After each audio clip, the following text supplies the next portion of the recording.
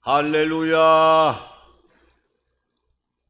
저는 오늘 우리가 함께 합독한 에스겔서 48장 3절에 35절의 말씀을 근거로 해서 여호와 삼마라고 하는 제목을 가지고 잠시 한번 하나님의 귀한 은혜 교제를 이루어 나가기를 소망합니다. 지난 주일에는 전기의 과부하로 인해서 주일 예배가 온전히 송출되지 못함으로 인해서 제대로 방송이 전달되지 못한 것 양해를 먼저 바랍니다. 앞으로는 더욱더 이 방송에 주의할 수 있도록 깨어 있도록 늘 신경을 쓰고 방송이 잘 송출될 수 있도록 최선을 다하도록 하겠습니다. 제가 무신론에 대해서 어떤 글을 보다 보니까 그 글에 이런 내용이 소개되고 있는 것을 볼 수 있었습니다.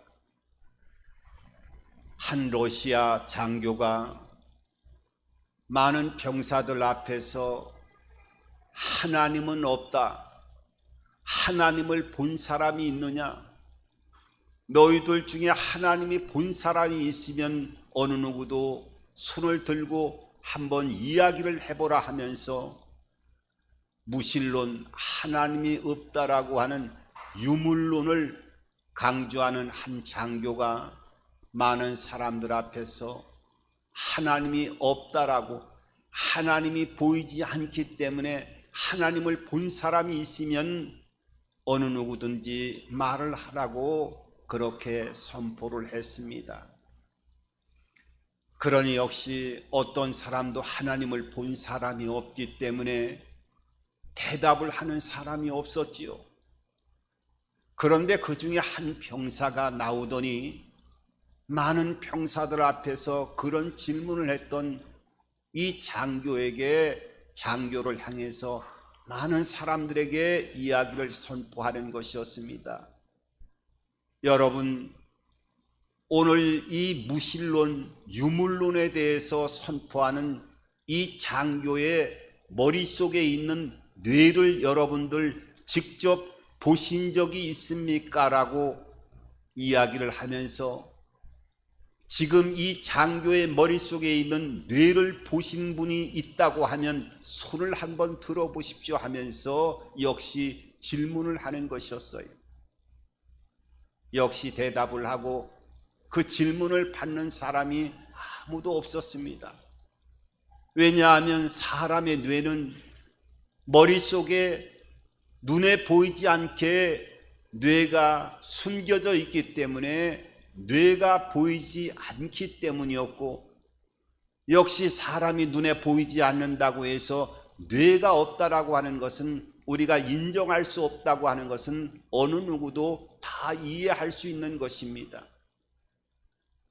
여러분, 만약에 눈으로 보이는 거에 따라 가지고 없다라고 판단한다고 하면 이 러시아 장교의 이 유물론에 대해서 설명하고 있던 이 장교는 뇌가 없는 사람이 되어질 뿐만 아니라 우리가 표현하는 골빈 사람이 되어질 수밖에 없는 것입니다. 당연하지요. 우리가 눈으로 보이는 거에 따라서 있다 없다로 판단한다고 하면 그것만큼 어리석은 삶을 살아가는 것은 아마 아닐 거라 하는 생각을 해보게 되어집니다. 우리가 평생에 숨을 쉬면서 삶을 살아가는데 사람이 숨을 4분 이상 쉬지 않는다고 하면 의학적으로 뇌사 상태에 들어가게 되어지는데, 그래서 잠을 잘 때도 숨을 쉬고 우리가 무엇을 하든지 간에 어떠한 환경 가운데 급하고 무서운 일, 다급한 일, 공포스러운 일, 어떠한 삶의 환경이 놓여져 있다 할지라도 숨을 잠시 접었다가 5분 이상 안 쉬다가 숨을 쉬는 사람은 없을 것입니다. 여러분, 그 숨을 쉬는데 그 공기 중에 숨을 여러분들의 눈으로 보고 한 번이라도 직접 평생을 살아오면서 눈으로 본 사람이 있습니까? 아마 본 사람이 없을 것입니다. 하지만 공기가 없다라고 부정하는 사람은 이 땅에 종교를 갖고 있던 그렇지 않던지 간에 어떤 사람이라 할지라도 그것은 부정할 수 없다고 하는 것을 우리는 알 수가 있습니다. 우리가 믿음의 사람들은 신앙생활을 하면서 물론 믿음으로 고백하고 하나님과의 관계를 이루어 나가고 있습니다마는 내가 섬기는 하나님은 어떤 모습일까? 내가 섬기는 하나님은 과연 어떤 능력을 가지고 계신 분일까? 그 하나님은 우리의 눈으로 보이지 않지만은 과연 나의 삶의 여정 가운데 시간 동행하고 있을까라고 하는 것을 우리가 믿음의 길을 걸어가다 보면은 한 번쯤은 그러한 생각을 하나님과의 관계에서 늘 질문을 해보곤 할 때가 있을 거라는 생각을 해보게 됩니다. 아마 하나님이 택한 이스라엘 백성들도 하나님이 택한 선민인 것을 알고 있음에도 하나님이 어떤 분이라고 하는 것을 끊임없이 알아가기를 소망했던 모습을 성경 출애굽기 3장 14절 이하를 통해서 그들이 하나님에 대한 의구심을 다시 한번 표현하는 모습을 보게 되어지는데, 하나님의 선택받은 모세라고 하는 지도자를 통해서 그 이스라엘 백성들을 애굽 땅에서 출애굽하기 위해서 하나님이 애굽 땅에 이 모세라고 하는 사람을 보내게 되어졌을 때, 그래서 출애굽을 하게 되어지고 이스라엘 백성들을 광야 가운데로 인도하는 가운데서 이스라엘 백성들은 그렇게 얘기를 합니다. 우리를 인도하는 하나님의 이름이라도 알아야 되지 않겠느냐 하면서 이름을 알려달라고 모세에게 하나님의 이름을 물어보게 됩니다. 그때 모세는 하나님 앞에 기도했을 때 하나님이 하나님의 이름을 가르쳐 줍니다.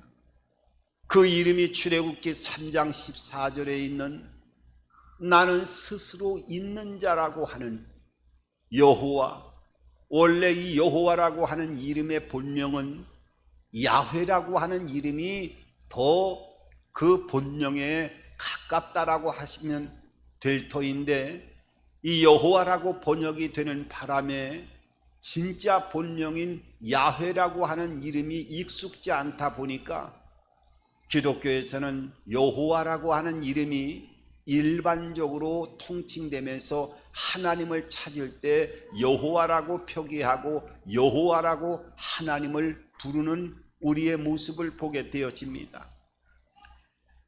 여러분, 그래서 하나님은 나는 원래부터 있었어, 스스로 있는 자야. 너희들이 우주 만물을 바라보면서 이 만물이 생기기 전에 숨을 쉬는 모든 동물과 생물체들이 만들어지기 전에 원래부터 나는 스스로 있던 자야. 그 뜻이 본명이 여호와, 야훼라고 하는 하나님의 본명을 가지고 있는 것입니다. 그런데 하나님의 이름 본명 외에 별명이 되어지는 여러 이름도 있음을 보게 되어집니다. 예를 들어서 어떤 사람이 본명을 얘기할 때는 우리가 주민등록상에 나와 있는 주민등록증에 있는 이름을 본명이라고 얘기를 합니다. 그런데 그 사람을 부를 때 이름을 부르지 않고 별명을 부를 때가 있어요. 누구누구 엄마 하면은 그 본명의 이름을 부르지 않더라도 어떤 분을 특징해서 이야기를 하기도 하고, 또 그 사람이 이쪽에 이사 오기 전에 지방에서 어디에서 살았다 해서 안성댁이다, 김천댁이다 하면은 어떤 특정한 사람을 이름을 부르지 않고도 이해하면서 통용되는 모습을 보게 되어집니다. 역시 하나님의 본명은 여호와, 야훼라고 하는 원래부터 계신 분이었지만은 그 하나님의 또 다른 별명이 있는데 그 별명이 여러 모습으로 성경에 불려지고 있는 것을 보게 됩니다. 우리가 아는 대로 여호와 이레, 하나님은 준비하시는 하나님, 여호와 라파, 하나님은 치료하시는 하나님, 여호와 샬롬, 하나님은 평강의 하나님.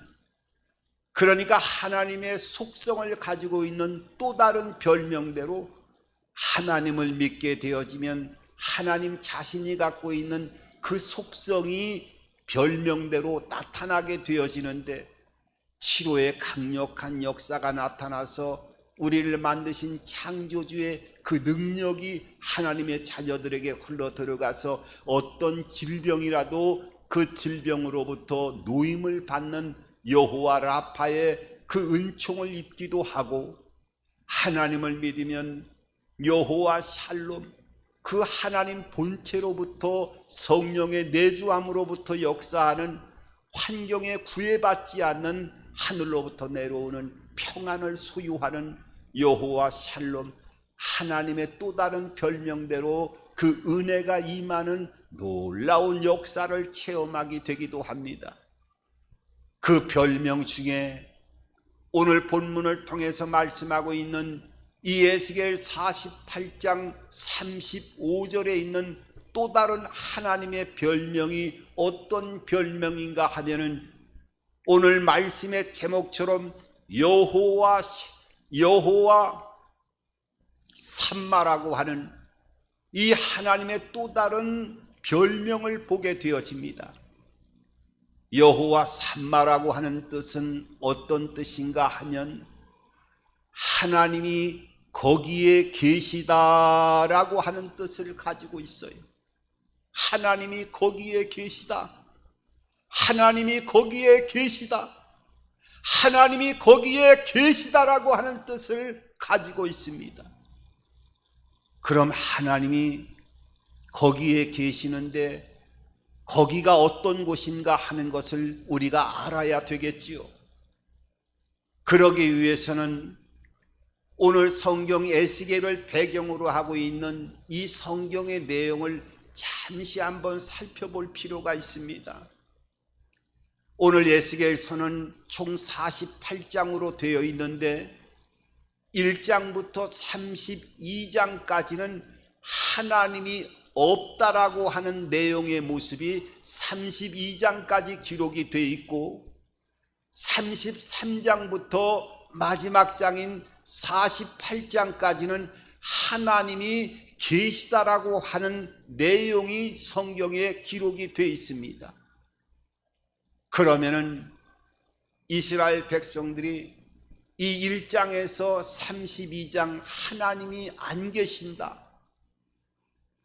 33장부터 48장까지는 하나님이 계신다라고 하는 이 두 편으로 에스겔서가 기록이 되어 있는데, 하나님이 거기에 계시다라고 하는 이 거기에라고 하는 것은 하나님이 계시지 않는 곳에 하나님이 계셨다라고 하는 것을 말씀하시기 위해서 여호와 삼마라고 오늘 말씀하고 계신 것을 보게 되어집니다. 왜냐하면 이스라엘 백성들을 하나님이 선민으로 택해서, 하나님은 우리를 하나님의 백성으로 모든 세상의 백성 가운데 우리 민족을 택했다라고 하는 자부심이 얼마나 강하고, 그 강한 자부심을 통해서 하나님의 백성이라고 하는 것, 그 은혜를 통해서 하나님의 자녀로서의 그 긍지와 자부심을 갖는 모습을 보게 되어집니다. 그런데 그 자부심과 긍지를 가졌던 선민이라고 하나님이 택했다라고 자신할 수 있었던 이스라엘 백성들이 BC 605년에 또 BC 597년에 또 BC 586년에 세 차례의 침공에 걸쳐서 그 당시에 바벨론이라고 하는 강력한 나라에 의해서 나라가 멸망하게 되어집니다. 그래서 오늘 이 에스겔서를 쓴 에스겔이라고 하는 선지자도 바벨론이라고 하는 나라의 포로로 잡혀갔고, 그 포로로 잡혀간 상태에서 2차 때 포로로 잡혀갔지만은 3차 BC 586년에 예루살렘이 불에 타고 멸망하게 되어지는 소식을 들어가면서 이 에스겔 선지자가 생각할 때, 아니 온 포로로 잡혀왔던 이스라엘 백성들이 생각할 때에도 왜 하나님이 택하고 하나님이 세웠던 그 예루살렘의 그 영원한 하나님의 도성이 하나님이 지켜보는 가운데 멸망에 이르게 되어지고, 그 성문이 불타게 되어지고, 그 성민의 하나님의 백성이었던 이스라엘 백성들이 그 적군들의 창칼에 도륙이 되어지고 비참한 죽음을 맞이하면서 나머지는 또 나라가 멸망이 되면서 이 바벨론이라고 하는 나라로 포로로 잡혀오는 이 과정을 통해서 하나님은 거기에 계시지 않았다라고 하는 이런 성경의 말씀을 통해서 오늘 에스겔서 마지막 결론 48장 35절은 하나님이 그 절망과 멸망의 한복판에도 거기에 계셨다, 거기에 계셨다, 거기에 계셨다 하는 하나님의 모습을 여호와 삼마로 오늘 말씀하고 있는 것을 보게 됩니다. 여러분, 사람 편에서 보면, 이스라엘 백성들의 편에서 보면 그 멸망의 현장에 하나님이 계시다고 했다고 하면 어떻게 하나님이 택한 이스라엘 백성들을 그 저주 가운데 적군의 칼날에 무참히 도륙을 당하며 죽음을 맞이하고 그 하나님이 세워진 예루살렘의 도성이 불에 타며 이방인에 의하여 멸망당하여지는 그런 모습이라고 한다고 하면, 하나님이 과연 그러한 멸망의 현장에 계셨다고 하면 왜 우리 민족 하나님이 세운 도성 예루살렘 성을 하나님이 지켜주시고 보호하지 않으셨습니까? 라고 하는 이런 절망, 절규 가운데 이스라엘 백성들이 외치는 모습을 보게 되어집니다.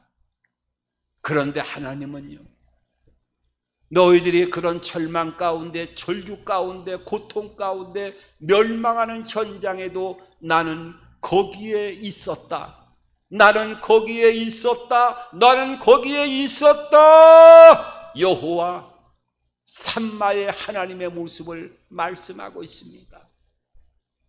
여러분, 하나님은 과거에도 계시고 현재에도 계시고 미래에도 함께 거기에 계시고 있음을 여러분들 믿으시기 바랍니다.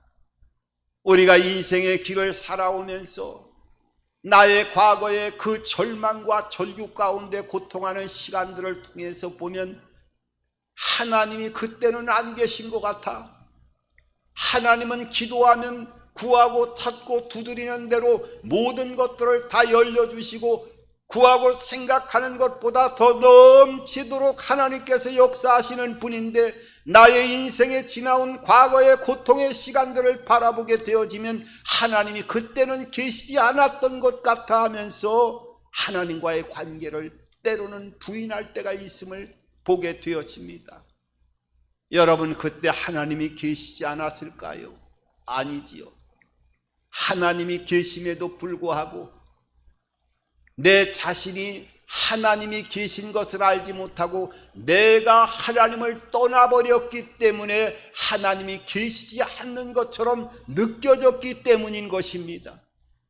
이스라엘 백성들 하나님이 약속의 땅으로 인도하시고 하나님의 약속과 믿음대로 언약을 변치 않는 하나님의 인도하신 쪽에 하나님만을 바라보고 말씀을 따라 믿음의 길을 걸어가기를 셀 수 없이 이스라엘 백성들에게, 택한 선민들에게 말씀하시고 말씀하셨음에도 불구하고 그들은 하나님을 떠났을 뿐만 아니라 이 멸망할 때 그의 삶의 현장들을 보면 이방신을 쫓아서 몰렉신을 섬기고, 이 몰렉신은 제사를 지낼 때 살아있는 자기의 자녀를 불 가운데로 지나가게 해서 자녀를 불태워 지내는 이런 끔찍한 제사를 마지막에 집도하는 그러한 제사가 몰렉신을 섬길 때 나타나는 그러한 제사의 예법인데, 이스라엘 백성들이 자기 자식들을 불 속에 집어넣고 제물로 바치는, 하나님이 절대로 우상 숭배를 하지 말라고 했을 뿐만 아니라 이런 우상의 극치에 이르는 하나님의 진노를 사는 우상 숭배 한복판에서 하나님이 안 계신 것이 아니라 그들이 하나님을 떠났음에도 불구하고 하나님이 계시지 않았다라고 하는 이런 모습을 통해서 하나님은 아니야, 그 절망 가운데서도 나는 너희들과 함께 있었어. 여호와 삼마, 여호와 삼마, 여호와 삼마로 하나님은 그 절망 속에서도 거기에 계셨다라고 말씀하고 있습니다. 여러분, 우리의 삶도 우리가 어려울 때 하나님 왜 나를 도와주지 않고, 이 절망 가운데 눈물을 흘리고 지나갈 때 하나님이 사업장을 왜 도와주지 않았습니까? 하나님을 원망할 때도 있어요. 그런데 가만히 지켜보고 생각해 보면 내가 하나님의 인도를 받는 것이 아니라 내 육신의 욕망을 쫓아서 어떤 일을 행하고 내 모든 본심을 따라서 행한 일에 그것이 잘못되어졌을 때 하나님이 안 계신 것이 아니라 하나님을 떠나서 내 욕심대로 모든 것을 행해 나갔을 때, 하나님이 잘못되었을 때 하나님이 왜 나를 도와주시지 않았습니까? 라고 하는, 하나님이 안 계신 것이 아니라 하나님이 계셨지만은 내가 육신의 소욕을 쫓아가는 내 방법대로 하나님을 떠나가는 모습을 통해서 때로는 삶의 현장에서 어려움을 겪지는 않았습니까? 여러분, 한번 우리가 되돌아봐야 됩니다. 하나님은 그 절망의 시간에도 여호와 삼마 지켜주시고 거기에 계셨고, 지금 현재에도 우리의 삶 가운데 동행하고 있음을 여러분들 믿으시기 바랍니다. 누가복음 24장에도 보면은 부활하신 예수님께서 그 부활하실 때, 부활하시고 나서 제자들과 함께 엠마오라고 하는 길을 걸어갈 때 그 부활의 주님이 옆에서 동행하고 있음에도 불구하고 그 부활의 주님을 발견하지 못하는 모습을 보게 됩니다. 나중에 엠마오에 도착해서 그분이 부활하신 주님이라고 하는 것을 알게 되어질 때, 그 부활의 주님을 보지 못했을 때 성경은 그들의 눈이 가리워져서 보지 못했다고 그 이유를 설명해 주고 있습니다. 여러분, 하나님은 현재에도 계시고 우리의 미래에도 너희와 영원토록 함께 하시겠다고 하는 그 언약을 통해서 성령으로 우리 안에 내주하면서 함께 영원한 미래까지도 동행하시고 함께 계시고 함께 인도하고 계시다고 하는 것을 여러분, 여호와 삼마를 통해서 믿음으로 고백하고 하나님의 영광을 체험하는 삶을 살아가시기를 바랍니다. 여러분, 하나님의 섭리는 때로는 우리가 절망의 시간들을 통과할 때 이해하지 못할 때가 있음을 보게 됩니다. 그 BC 4세기경에 어거스틴이라고 하는 유명한 교부가 있습니다. 이 어거스틴이라고 하는 교부는 13년 동안에 하나님의 도성이라고 하는 아주 유명한 책을 기술하게 되어지는데, 이 어거스틴이 하나님의 도성 안에 그 책의 글을 보게 되어지면 이 어거스틴이 이해하지 못했던 여러 모습들을 발견하게 되어집니다. 왜냐하면 그리스도인들이 그 사자를 풀어서 경기장에서 비참하게 육체가 물려 뜯겨서 수많은 사람들이 그 고통스럽게 경기장에서 죽는 모습을 바라보고 핍박했던 로마라고 하는 나라가 313년에 밀라노 칙령에 의해서 그 절망과 고통의 시간을 지나서 이제 기독교가 로마의 국교로 승인이 되어지고 그때부터 얼마든지 예수 믿는 것이 굴 속에서 땅 속에서 나와서 하나님을 섬기는 것이 허용이 되어집니다. 그러니까 AD 313년은 기독교 내에 있어 가지고 얼마나 기독교인의 자유함을 얻는 것이지요.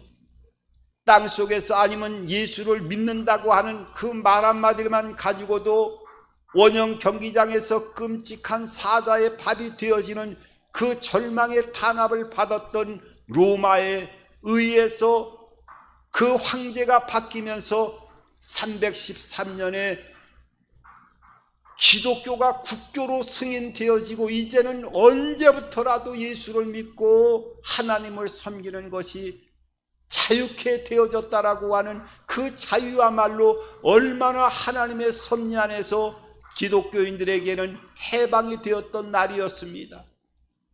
그런데 이상하게 그렇게 로마의 국교로 승인이 되면서 기독교가 날로 부흥이 되어져 가는데 가만히 보니까 100년도 못 돼서 AD 410년에 그 야만족의 대표적인 야만족이라고 하는 고트족이 로마를 침략하게 되어서 로마를 완전히 멸망에 이르게 하는 모습을 보게 되어집니다.